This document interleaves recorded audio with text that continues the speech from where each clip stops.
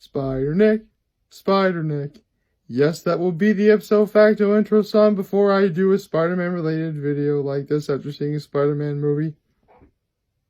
Hello. I can't. Why did I just stutter with saying hello? But yes, it is, just almost 9:30 on Tuesday evening. And I just got out of Spider-Man Far From Home, which is, the newest Marvel Cinematic Universe movie to come out after Avengers Endgame.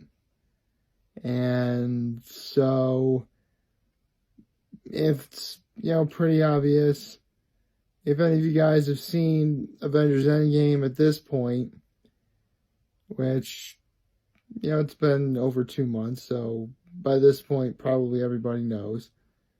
There was a void in who the newest great hero ought to be, and so Spider-Man could, potentially be it, but, he's a kid, he doesn't want to, because, again, he's only a kid, he's trying to get this one girl to like him. How is that?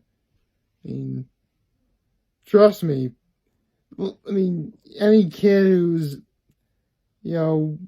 essentially given what can be described as the weight of the world on their shoulders, it's going to be pretty difficult for them to be able to, handle it. And so, the greatest thing about a movie like this is, you shouldn't try and emulate someone who, is famous or anything that is completely beyond the reach of anyone.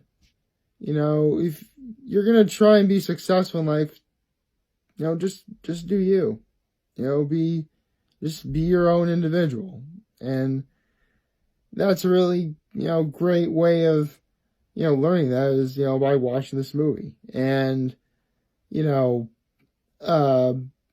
let's get into other things I like. The actors are great. Tom Holland, Zendaya, Marissa Tomei, Jon Favreau, they're all great.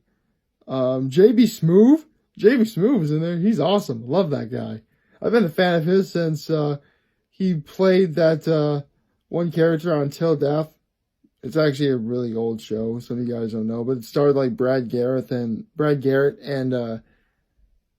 I forget who the woman was, but yeah, that was a really good show, and that's when I first saw J.B. Smoove, and he's awesome.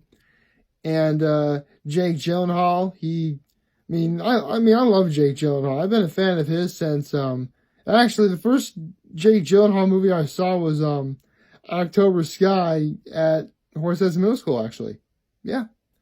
For whatever reason, it was like in 8th grade, we were watching it in my math class, which, cool. No school. No, obviously we weren't in school, but no boring math stuff that you needed to go over, even though, I was always pretty decent at math anyway. So, yeah, I like Jake Gyllenhaal. He's great. He's great in this movie, and he does a really good job, selling himself as this hero from a quote unquote another dimension. When, if you know about Spider-Man, and if you know about Spider-Man's Rogues Gallery, that's just a fancy way of saying villains, by the way, then you know that Mysterio is a villain. So, yeah. But, but he does a great job, being able to sell who he is, and, and that's actually a great metaphor, too. Because Mysterio's thing is that he uses illusion-based technology, and he uses it a lot on Spider-Man. But, the way that Spider-Man is able to fight through Mysterio's illusions is exactly, it ties into the message of the movie, You are your own person. No one can tell you otherwise, and no one is ever gonna, stop you from being, the person that you are. It's actually a really great lesson to, learn about in movies. And I really need to point out one last thing about the movie in question. This is the first Marvel anything movie in which, actually it's Marvel Cinematic Universe because, some Marvel movies didn't have this. But this is the first Marvel Cinematic Universe movie where there is no Stan Lee cameo. It's actually a harder pill to swallow than I thought it would be. I didn't even think about it. I'm like, there was no Stan Lee cameo in this movie.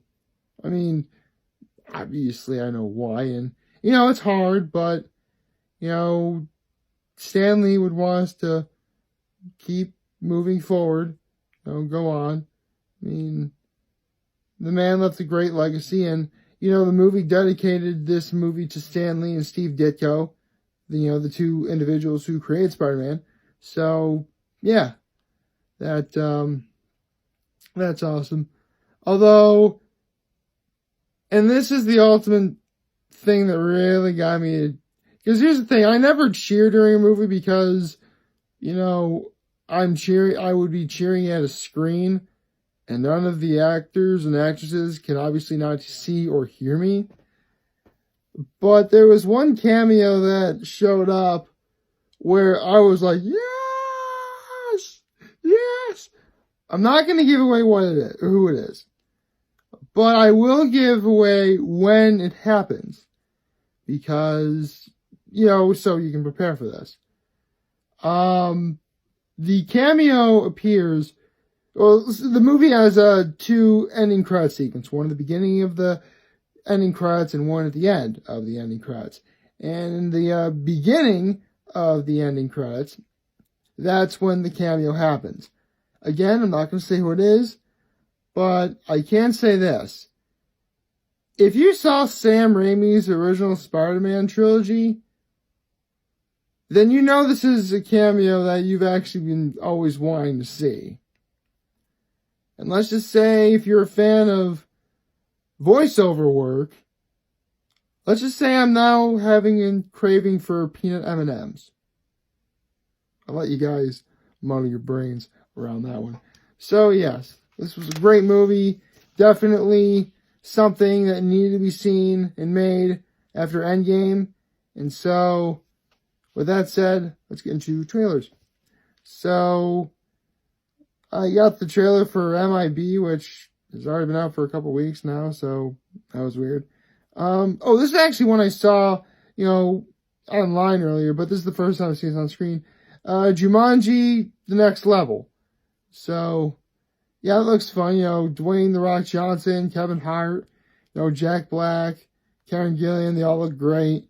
And, Danny DeVito and Donald Glover, they look awesome. We can't wait to see them. This is actually something I did not know. They're rebooting Charlie's Angels. Yeah. Which, I did not know that. It's, Elizabeth Banks is going to be Bosley. Patrick Stewart was in there, but don't know what he was there for. The one character I'm a little bit on the fence about, not that I'm worried, but just because of the history of this actress, and that's Kristen Stewart is one of, I don't know which of the angels she is, but she's one of the three main characters. Now, let's be real here. Twilight's going to follow the likes of Kristen Stewart, Robert Pattinson, Taylor Lautner forever. It was a phase, a very stupid phase. There was a lot of bad movies. There was a series of bad movies that, unfortunately, they were all in.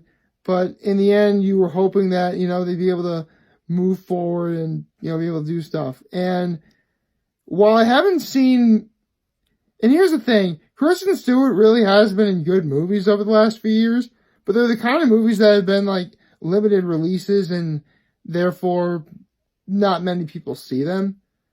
So I'm really interested in seeing how Kristen Stewart handles herself in another franchise movie. Because I get the feeling Charlie's Angels may be pretty good. I think it will be. Blinded by the Light. Son of a gun, that was actually why am I forgetting what happened in Blinded by the Light? Why am I forgetting that? I shouldn't forget that at all. But yeah, I saw that trailer as well. Why am I forgetting what that movie was about? Son of a gun. Oh well. Hobbs and Shaw.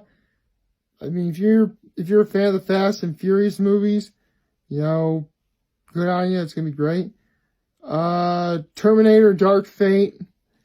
You know, why are they making more Terminator movies? They should have just they should have stopped after Judgment Day, but who knows? Maybe Terminator Dark Fate will be the true Terminator 3 that, you know, we never got. I mean, it does have James Cameron producing, and James Cameron did direct the first two movies, so fingers crossed on that, I suppose. Onward, which, I mean, it's Spider-Man. It has Tom Holland in it, and Onward does have Tom Holland in it as well, so, you know, it makes sense to have that trailer. And 21 Bridges, the Chadwick Boseman movie, who Chadwick Boseman is Black Panther, Wakanda Forever, very nice. And I actually didn't know about 21 Bridges. It was produced by Joe and Anthony Russo, who are men of pedigree, as they directed the Captain America, the Winter Soldier, Captain America Civil War, and both Avengers Infinity War and Avengers Endgame. So the fact that they're producing a movie like 21 Bridges, you know, I have high hopes. So I don't know if I'll be able to go see it, but we'll have to play the one by ear. And yes, I just dropped it on the floor. Silly me. So yes, all in all, this was a fantastic experience. You know, this was a great way to sort of, you know, put the little cherry on top of the sundae that is the first three phases of the Marvel Cinematic Universe, if that is how it's going to be. And yeah, so great movie, highly recommend it. And, you know, now I have to get ready because Amphibia is going to be coming on in just over 20 minutes from now. So gotta watch that and talk about that tomorrow. And I'm also going to have to get up very early and watch all the acts of America's Got Talent because I missed them because I watched Spider-Man. I may not have thought this through, but you know what? Considering how awesome the cameo I saw was, it was worth it. Best cameo ever. That's not a Stan Lee cameo. And you can quote me on that. Like, favorite, share, hit that subscribe button. Follow me on the social media platforms. I'm humbled I made this video for all of you guys to watch and enjoy. I'm hopeful we all had a wonderful Tuesday. And remember, for you guys that want to talk, Gemma is going to be here to lend an ear. And I'll always have your back. Take care and make good choices.